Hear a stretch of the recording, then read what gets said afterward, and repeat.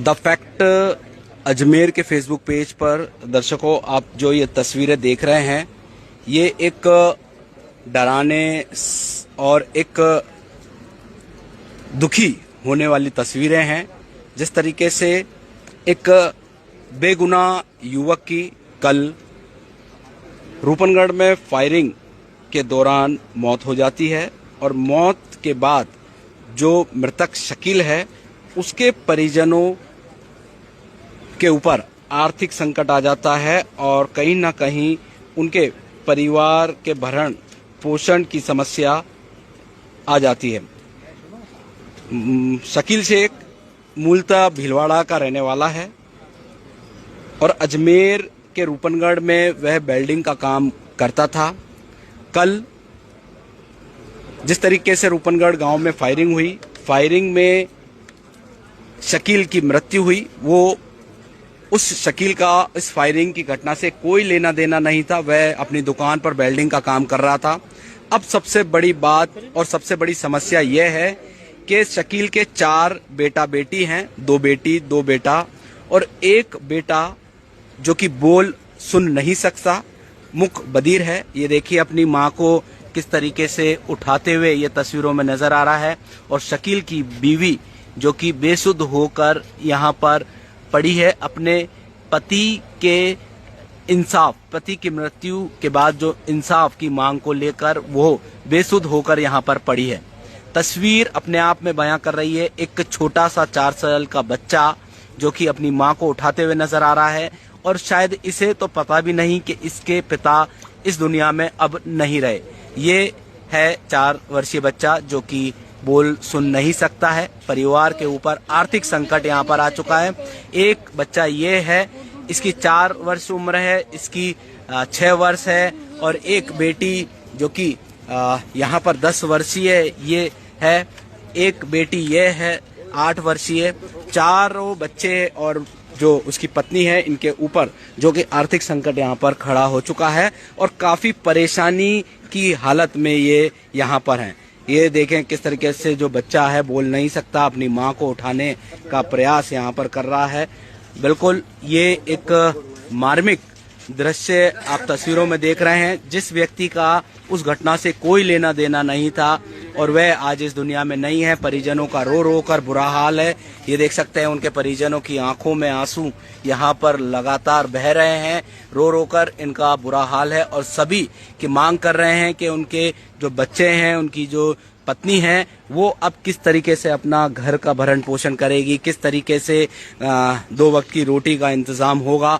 इस मांग को लेकर जो परिजन हैं वो मांग कर रहे हैं सरकार से कि जो शकील की मृत्यु हुई है उसके बाद उन्हें सरकारी कोई आर्थिक मदद मिले, मुआवजा मिले और एक व्यक्ति को सरकारी नौकरी की मांग यहाँ पर की जा रही है। इस बात को लेकर परिजन हैं, जो शकील के भाई है, शकील के चाचा हैं, उन्होंने मांग की है कि वह अपने सरकार से मांग की है कि उन्हें आर्थिक मुआवजा दिया जाए, वरना उनकी मांगे पूरी नहीं होती तो वह शकील के शव का पोस्टमार्टम नहीं कराएंगे और पोस्टमार्टम जब नहीं होगा तो वह शव को भी यहीं मोचरी में पड़ा रहने देंगे। इस बात को लेकर जो कि समझाइश यहाँ पर की जा रही है। सीओ नॉर्थ यहाँ पर रुद्र प्रकाश, सदर कोतवाली थाना प्रभारी यहाँ पर मौके पर मौजूद हैं और मृतक के परिजन और जो कि रिश्तेदार यहाँ पर आए हुए हैं उनसे समझाइश का प्रयास यहाँ पर किया जा रहा है।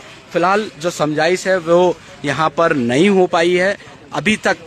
कुछ समय के पहले जो रुद्र प्रकाश हैं उन्होंने बात करने की कोशिश की थी और समझाइश का प्रयास किया था, मगर जो परिजन हैं वह अपनी मांग को लेकर यहाँ पर अड़े हुए हैं। निश्चित तौर पर जो बेगुनाह है उसकी मृत्यु हुई है तो परिजनों को आर्थिक मुआवजे की यहाँ पर मांग की जा रही है और जो भी नियम अनुसार कार्रवाई होगी, जो भी सरकार की गाइडलाइन होगी उसके तहत काम किया जाएगा। आप तस्वीरों में देख सकते हैं भीलवाड़ा और भीलवाड़ा के आसपास के गांव के जो निवासी हैं वो यहाँ पर पहुंचे हैं और सभी की मांग है। एक बार उनके चाचा से बात कर लेते हैं। एक बार यहाँ खड़े हुए हैं, आप पूरी बात बताएं, क्या मांग है और क्या आप लोगों को सूचना मिली थी? कल सूचना मिली थी साहब, हम लोग रामसर थे और रामसर से अपने रिश्तेदारों का फोन आया कि आपके बच्चे शकील के गोली लग चुकी है, वो धंधे पे जा रहा था काम करने के लिए। जैसे हमें सूचना मिली हम थाने में पहुंच के देखा तो हमारा बच्चा खत्म हुआ होता था।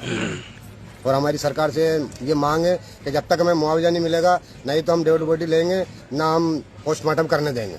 मुआवजे के साथ और क्या मांगे? एक सरकारी नौकरी और आरोपियों को सजा।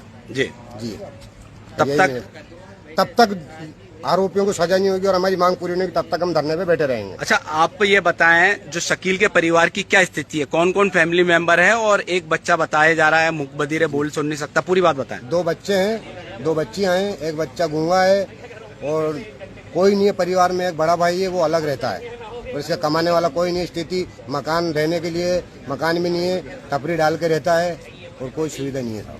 ठीक, तो अब क्या, कब तक यहाँ पर रहोगे आप तब लोग? तक हमारी मांग पूरी नहीं, तब तक बैठे हुए हैं धरने पे। ठीक है, क्या नाम आपका? मोहम्मद शफीक, मृतक का चाचा। मोहम्मद शफीक, मृतक के चाचा ने पूरी यहाँ पर जानकारी दी है। और यहाँ पर देख सकते हैं जिस तरीके से जो मृतक की जो बीवी है उनका देख सकते हैं, तस्वीरों से आप लाइव देख सकते हैं, जो हालत है वो काफी ज्यादा चिंताजनक, दयनीय है। और बताया जा रहा है कल शाम को ये यहाँ पर आ गए थे छोटे छोटे बच्चों के साथ, और खाने पीने की व्यवस्था इन लोगों के पास अभी तक कुछ नहीं हुई है। और कोशिश की जा रही है कि सरकार जल्द से जल्द इस मामले में जो अजमेर के जो प्रशासनिक अधिकारी हैं, पुलिस अधिकारी हैं, बीच का रास्ता निकालें और जल्द से जल्द इस मामले में निष्पक्ष जांच कर जो दोषी हैं उनको दोषियों के खिलाफ भी कार्रवाई की जाए, और जो मांग है वो भी इनकी जो भी नियम अनुसार है, जो भी सरकार की गाइडलाइन है उसके अनुसार पूरी की जाए। जब तक मांगे पूरी नहीं होती, परिजनों की मांग जब तक पूरी नहीं होती, वह जो मृतक है शकील, उसके शव का पोस्टमार्टम नहीं कराएंगे। द फैक्ट अजमेर में अभी के लिए बस इतना ही। दीजिए हमें इजाजत, धन्यवाद।